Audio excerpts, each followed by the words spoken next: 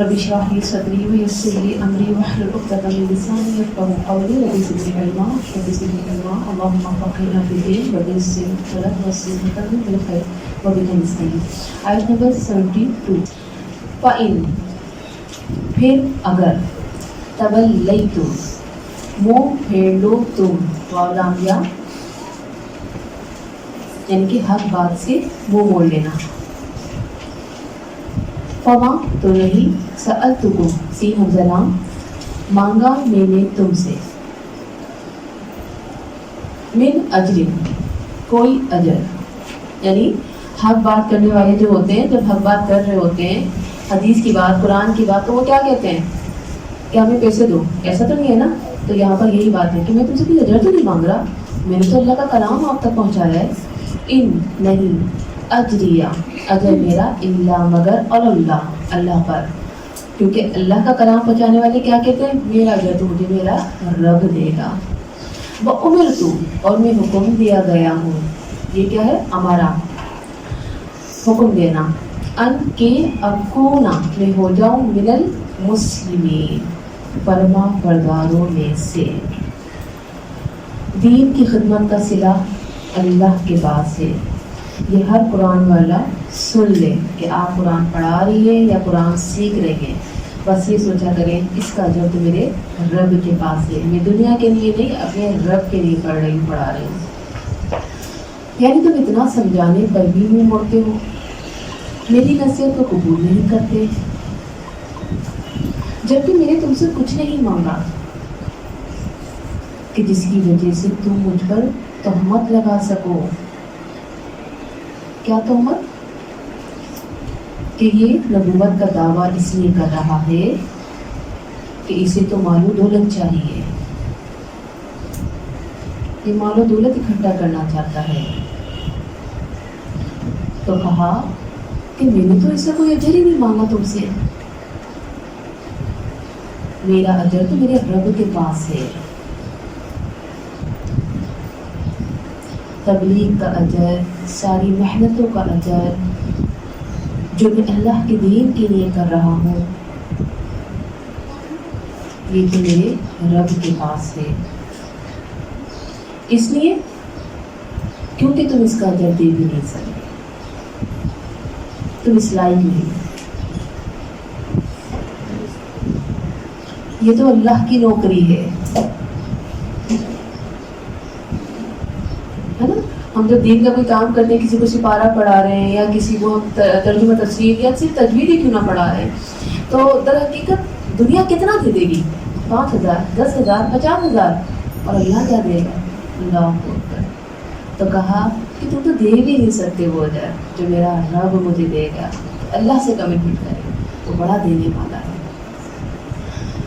کیونکہ یہ اللہ کی نوکری ہے, یہ اللہ کے دین کی خدمت ہے. اور دین اور اللہ کے دین کی خدمت کا اصل صلہ بندے نہیں دے سکتے, وہ تو صرف اللہ ہی دے سکتا ہے. اس لیے ہر دین کے خادم کو صلے کی تمنا صرف اور صرف اللہ ہی سے رکھنی ہے. اور در حقیقت اسی میں لذت ہے. دین کا کام کرنے میں مزہ تبھی ہے, اسی سے انسان کے اندر یقین اور ایمان, اعتماد اور توکل پختہ ہوتا ہے. ٹھیک ہے, یعنی لوگ کچھ بھی کہیں کہ نہیں جی بہت کما رہی ہے تو جب سے بھائی باجی بنی ہے کیا بہت مال آ رہا ہے, ہمیں سب پتہ ہے, کہنے دیں لوگوں کا تو کام یہ ہے. انبیاء کو بھی نہیں چھوڑا لوگوں نے, تو ہم کیا چیزیں, ہماری کمٹمنٹ ہمارے رب کے ساتھ ہے. اللہ دے گا اس کا اجر, اللہ بہت بڑا اجر دینے والا. اور مجھے حکم دیا گیا ہے کہ میں مسلمانوں میں سے رہوں. امرت ان اکون من المسلمین, اور مجھے حکم دیا گیا ہے کہ میں مسلمانوں میں سے رہوں. یعنی تم مانو یا نہ مانو میں اپنا کام کرتا رہوں.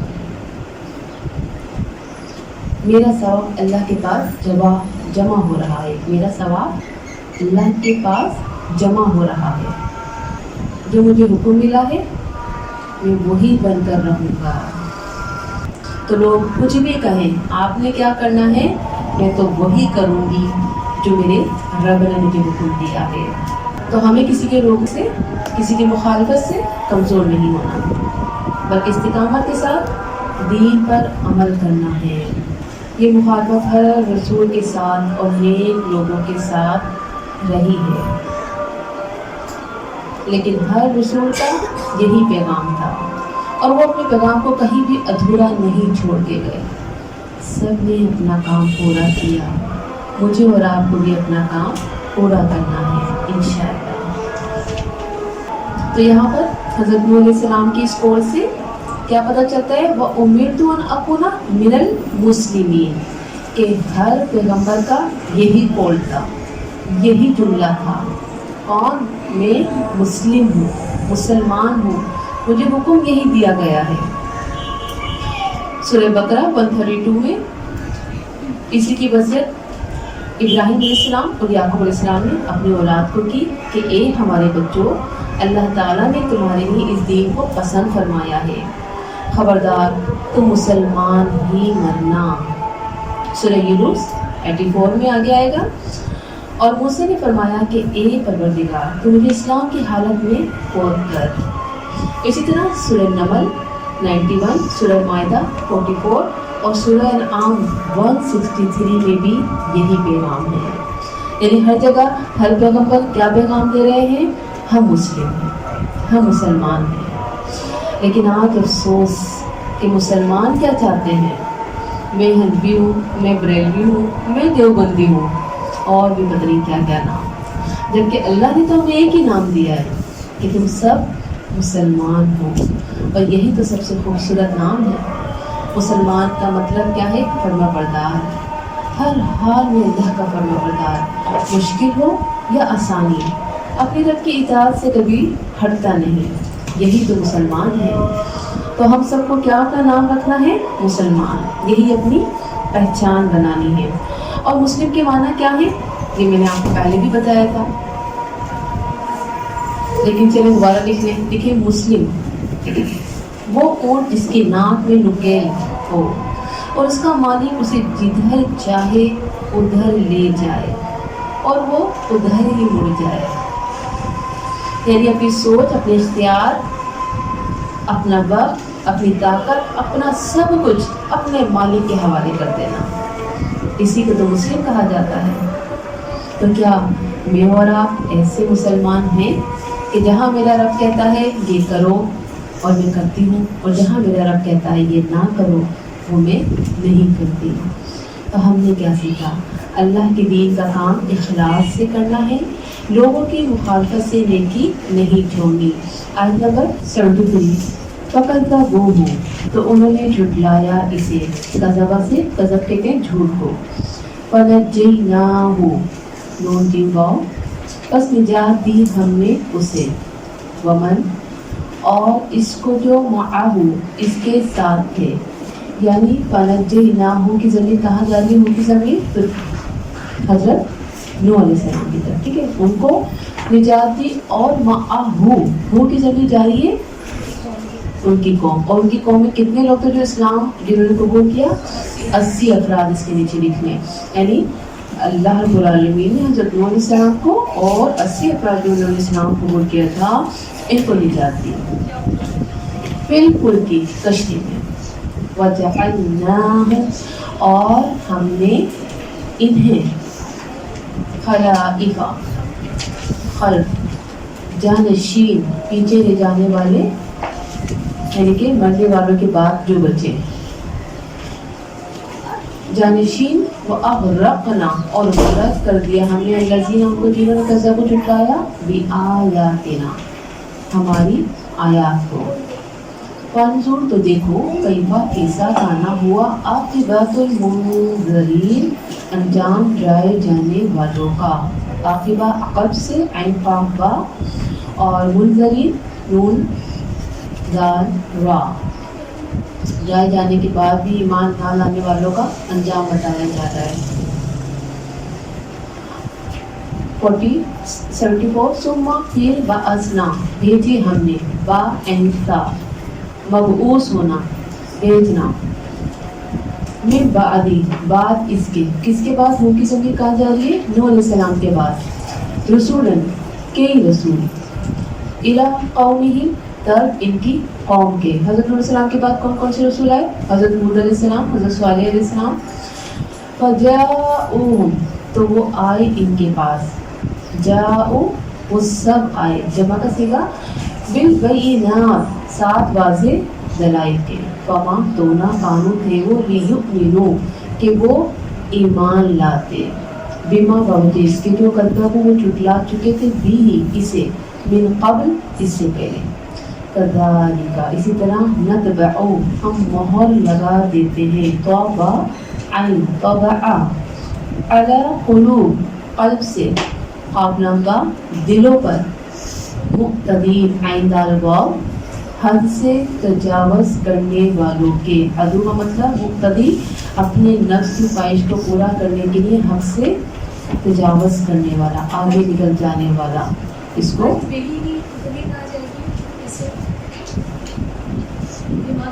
बिमा कज़्ज़बू, बवजह इसके जो झुटला चुके थे, बिही इसे, किसे झुटला चुके थे?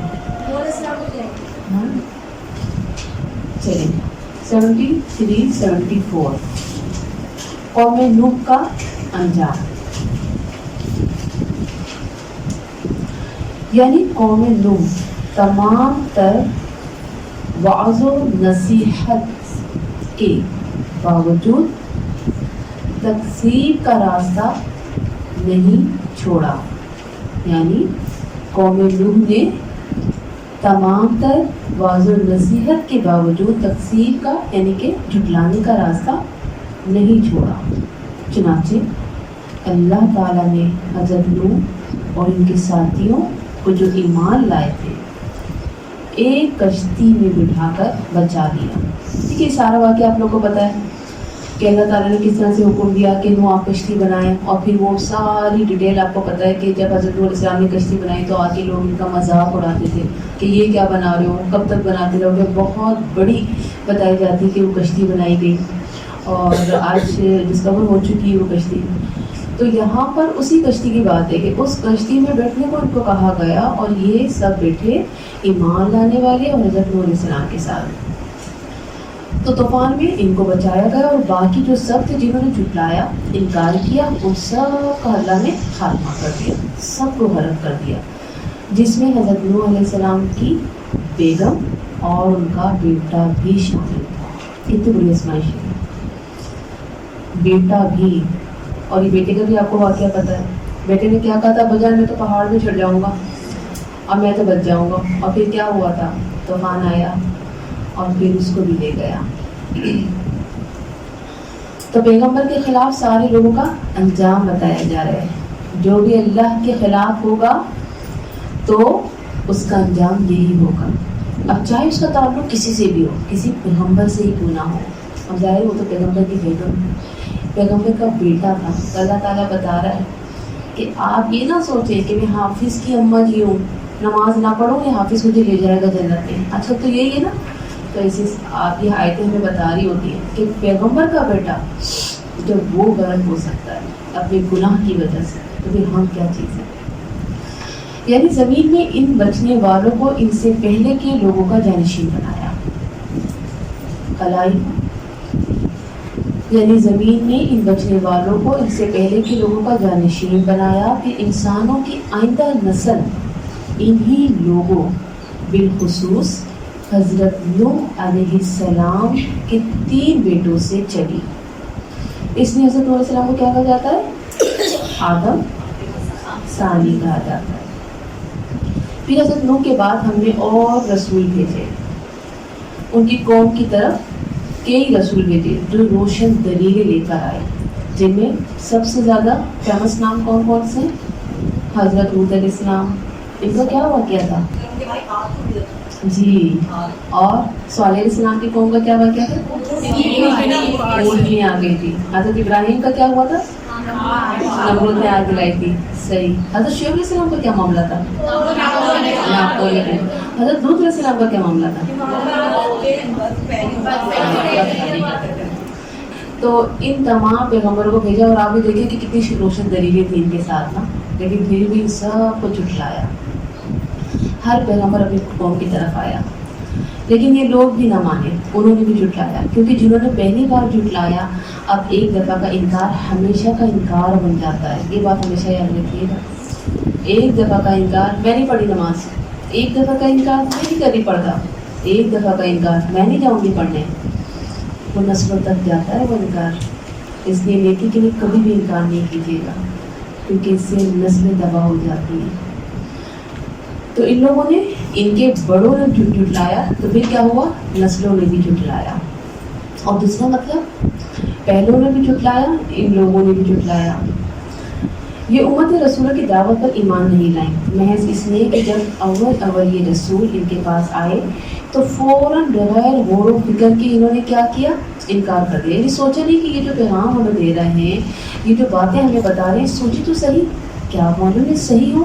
نہ سوچا، نہ سمجھا، نہ غور و فکر کیا، فوراً انکار کر دیا. ایسی ہوتی ہے نا چیزیں کہ اکثر ہم کسی کو ہم بات بتاتے ہیں تو ایک دم اگنور کر دیتے ہیں، یہ بھی نہیں سوچتے کہ وہ بات اللہ کی بات ہے، کتنے بڑے رب کی بات ہے.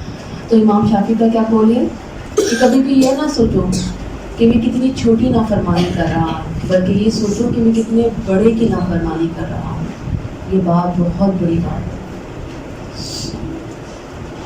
تو یہ پہلی مرتبہ کا انکار ایک دن مستقبل کی تباہی کا باعث بنا اور ہدایت کے لیے حجاب بن گیا، یعنی ہدایت چھپ گئی ان سے.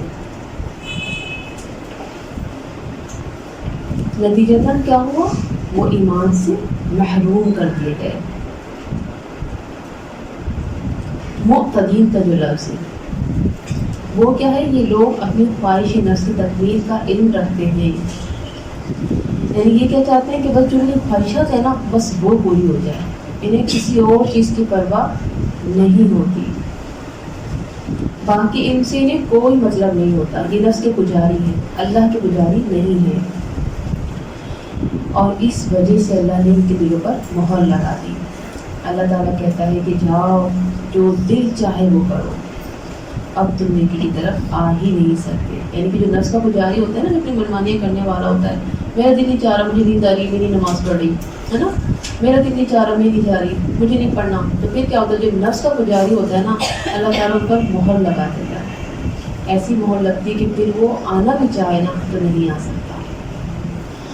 جس طرح گزشتہ قوموں پر ان کے کفر و تکذیب کی وجہ سے مہریں لگتی رہیں، اسی طرح آئندہ بھی جو قوم رسولوں کو جھٹلائے گی، اللہ کی آیتوں کو انکار کرے گی، اپنی منمانیاں کریں گی، اللہ ایسے ہی دلوں پر مہر لگاتا رہے گا اور وہ ہدایت سے محروم ہوتے رہیں گے، جس طرح کی دوسری قومیں ہدایت سے محروم رہ گئی.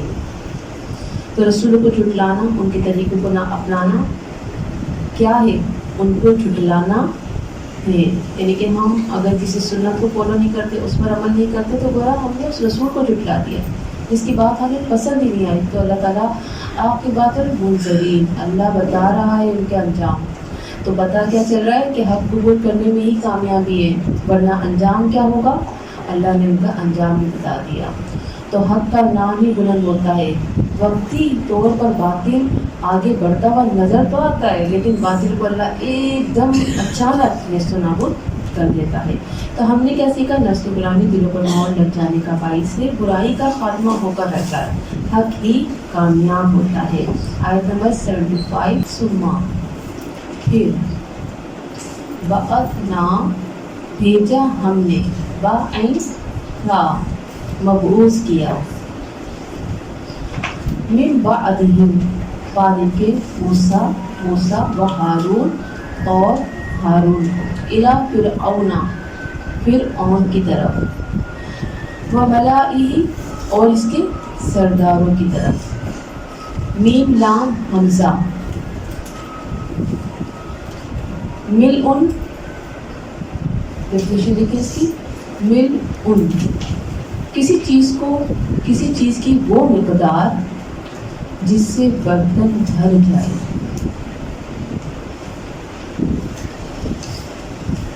ملء وہ لوگ یا لوگوں کی وہ جماعت جس کا روب لوگوں پر طاری ہو.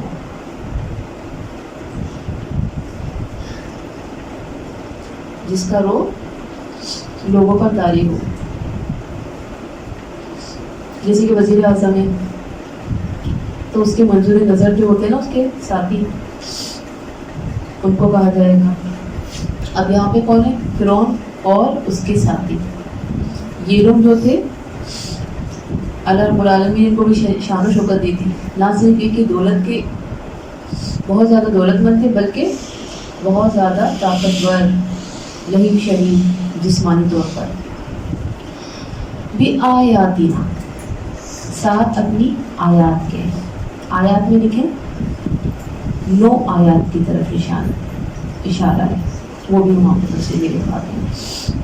بس تکبرو, تو انہوں نے تکبر کیا, کبر سے کاوبارہ.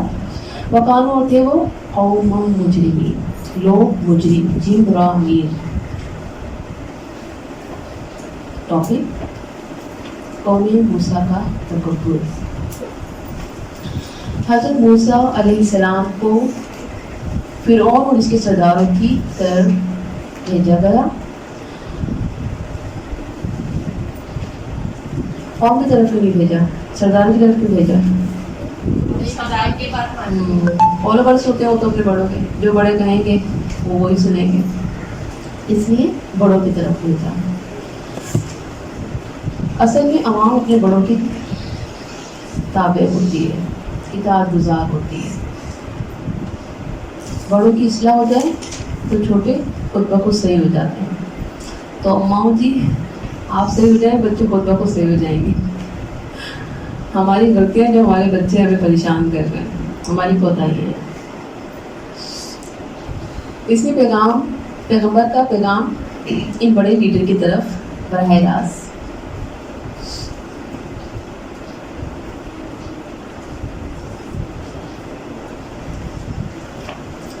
اور نشانیوں سے مراد 9 آیات جو اللہ رب العالمین نے موسیٰ علیہ السلام کو دے کر بھیجی. سورہ بنی اسرائیل آیت نمبر 01. ہم نے موسیٰ کو 9 معجزے صاف صاف عطا فرمائے. تو خود ہی بنی اسرائیل سے پوچھ لے کہ جب وہ ان کے پاس پہنچے تو فرعون نے کہا, اے موسیٰ, میرے خیال میں تجھ پر جادو کر دیا گیا ہے. یعنی جب یہ معجزات آئے تو فرعون نے کیا کہا, یہ تو جادو ہے. تو 9 کیا نشانیاں تھیں؟ لکھیں. نمبر 1 بیزا, نمبر 2 لاٹھی, ید اور عصا. نمبر 2 عصا یعنی لاٹھی. نمبر 3 اب عذابات آتے رہے اور بار بار ان کو ہلاتے رہے. وہ کیا تھے؟ قحط سالی آئی, دوڑے آئے. موسیٰ ٹھیک ہے, اب غلطی نہیں ہوگی, آپ کہیں اپنے رب سے, اب تو ہم فرمانبردار بنیں گے. قحط سالی ہٹا دی گئی, پھر دوبارہ نافرمانیاں, پھر سرکشی, پھر طوفان, پھر آئے. اچھا ٹھیک ہے, اب باز آ جائیں گے. پھر دوبارہ سرکشی, پھر آیا مینڈک, یعنی کہ اتنے مینڈک کہ ہر چیز میں مینڈک. پھر دوبارہ اب دعا کریں, لیکن ہر بار یہی کرتے ہیں. تو نمبر 6 کیا ہے؟ ٹڈی. یعنی نمبر 1 میں نے آپ کو بتایا ید, اور پھر نمبر 2 عصا, پھر نمبر 3 قحط سالی, نمبر 4 طوفان, نمبر 5 مینڈک, نمبر 6 ٹڈی, نمبر 7 کھٹمل جوئیں. استغفر اللہ, کتنی گناتی چیزیں ہیں نا. نمبر 8 خون.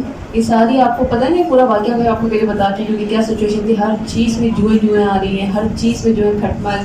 اور پھر خون آیا تو ہر چیز میں خون, ان کے دریا بھی خون کے ہو گئے کہ پینے کو کوئی پانی ہی نہیں. اس طرح کے عذابات ان پر آئے. اور پھر نمبر 9 کیا ہے؟ سمندر سے راستہ, یعنی سب کے سامنے لاٹھی کو سمندر میں مارا اور راستہ بن گیا. یہ بہت بڑے معجزات تھے. اور آپ جانتی ہیں کہ اس کے بعد بھی بے شمار ہیں, لیکن ابھی بات ہو رہی ہے فرعون کے سامنے, تو اس لیے یہ 9 بتائے گئے. بے شمار میں کون سے ذہن میں آ رہے ہیں؟ اور منو سلوا ہے، ابر کا سایہ ہے نا، ابھی تو ہاں 12 چشمے جو پھوٹے وہ ہیں. لیکن یہاں پہ جو یہ 9 آپ کو بتائیں وہ فرعون کے سامنے کی بات ہے نا، جو فرعون نے دیکھے. تو ہاں تو یہ ان کے سامنے کے، ٹھیک ہے. تو فرعون کے سردار کے سامنے نشانی دکھائی گئی. پھر بعد میں مزید موسیٰ علیہ السلام کو معجزات دیے فرعون کے غرق ہونے کے بعد. تو تھوڑا سا اشارہ لکھ دیجیے گا، منو سلوا، 12 چشمے، بادل کا سایہ وغیرہ.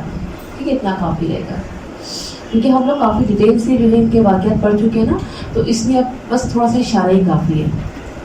اس لیے آپ لوگ نوٹ کر رہی ہوں گی کہ اب ہماری تفسیر 2 آیتوں میں ایک ہی لیسن ہے اور ایک ہی ٹاپک ہے، کیونکہ یہ واقعات آپ کئی دفعہ پڑھ چکی ہیں. تو اس قدر معجزات کو دیکھنے کے بعد بھی ایمان نہیں لائے. آپ یہ دیکھیں کہ اتنی ہے کہ دلوں میں مہر لگ چکی تھی کہ اتنے بڑے بڑے معجزات دیکھنے کے باوجود بھی، کہ وہ لاٹھی نے کس طرح سے اتنے بڑے بڑے اسدوں کو کھا لیا، کس طرح سے جو ہے وہ سارے جو جادوگر آئے تھے، جادوگروں کے بارے میں بتایا تھا میں نے، 1 نہیں 1000 نہیں بلکہ لاکھوں کی تعداد تھی، اور ان سب کو شکست ہوئی. تو اس قدر معجزات کو دیکھنے کے بعد بھی ایمان نہ لائے. یہ بڑے بڑے جرائم اور گناہوں کے عادی تھے. اصل میں کہتے نا کہ گناہ کرتے کرتے دل سیاہ ہو جاتا ہے. جب انسان چھوٹے گناہ سے ابتدا کرتا ہے نا، کچھ نہیں ہوتا، اتنا تو چلتا ہے. اکثر ہماری بچیاں بھی یہ باتیں کرتی ہیں، کچھ نہیں ہوتا، اتنا تو چلتا ہے، کیا ہو گیا. لیکن جو اتنا جو چلتا ہے نا، کہ وہ کہاں تک چلا جاتا ہے، یہ شیطان کے ہاتھ میں. پھر اللہ تعالیٰ چھوڑ دیتا ہے، جا تجھے جہاں جانا ہے. چھوٹے چھوٹے گناہ بڑے گناہوں کی طرف دھکیل دیتے ہیں اور پتہ بھی نہیں چلتا.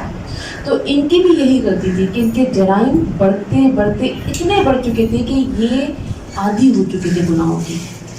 پھر ان پر حق اب واضح ہوتا ہی نہیں تھا، ان پر مہر لگ چکی تھی. کیونکہ انسان جب گناہ پہ گناہ کرتا ہے تو دل پر سیاہ نقطہ، پھر دوسرا نقطہ، پھر تیسرا نقطہ، پھر پورا دل ہی سیاہ ہو جاتا ہے.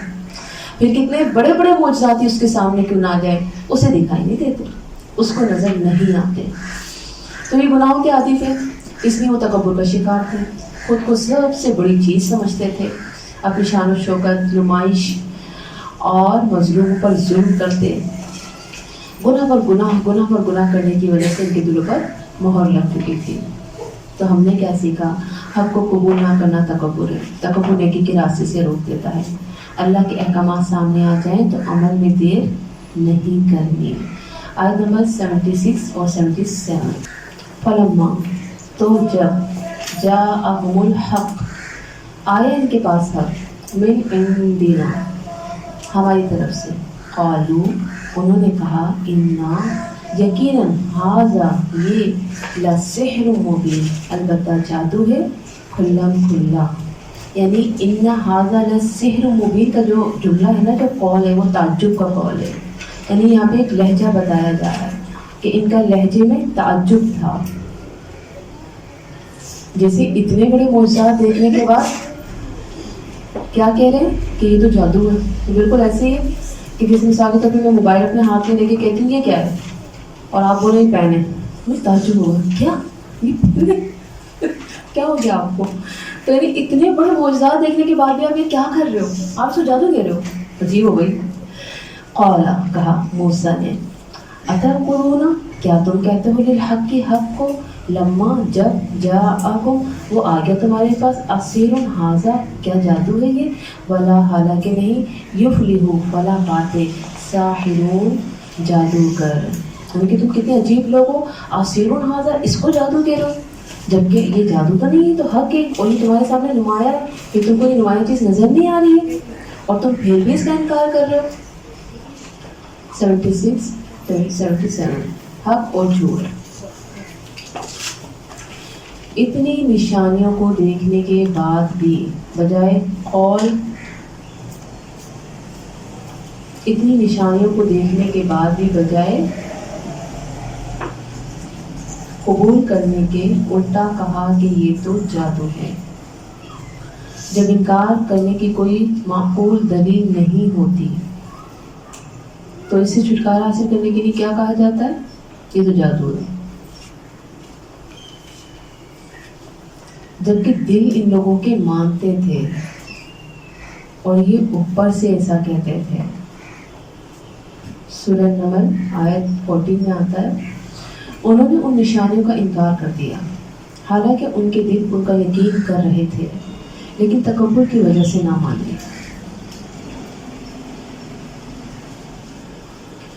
یعنی تکبر کی وجہ سے نہ مانے، اور ابھی کچھ لوگوں کی بات آئے گی کہ خوف کی وجہ سے نہیں مانے، دل مان رہے تھے ان کے۔ موسیٰ علیہ السلام نے کہا، حق کو حق ماننے کے بجائے اسے جادو قرار دے رہے ہو؟ ذرا سوچو تو صحیح، حق کی دعوت کو تم جادو کہتے ہو؟ بھلا یہ جادو کیسے ہو سکتا ہے؟ اس نے تو سارے جادوگروں کے جادو کو ختم کر دیا۔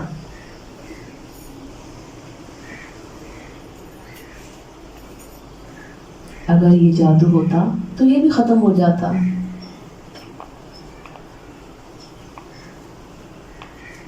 مگر اس حق نے باطل کا خاتمہ کر دیا۔ اور یہ بھی ہم جانتے ہیں، ہم نے اس کے بارے میں پڑھا تھا پیچھے کہ جتنے بھی جادوگر تھے ان سب نے کیا کیا تھا؟ سجدہ کر لیا تھا اور کہا تھا کہ ہم ایمان لے آئے موسیٰ کے پروردگار کی طرف۔ ہم نے ان پر ایمان اپنا مضبوط کر دیا، کیونکہ جادوگر جانتے تھے کہ جو موسیٰ دکھا رہے ہیں یہ جادو نہیں ہے، یہ حقیقت ہے، یہ معجزہ ہے، اور یہ معجزہ اللہ ہی کی طرف سے آ سکتا ہے۔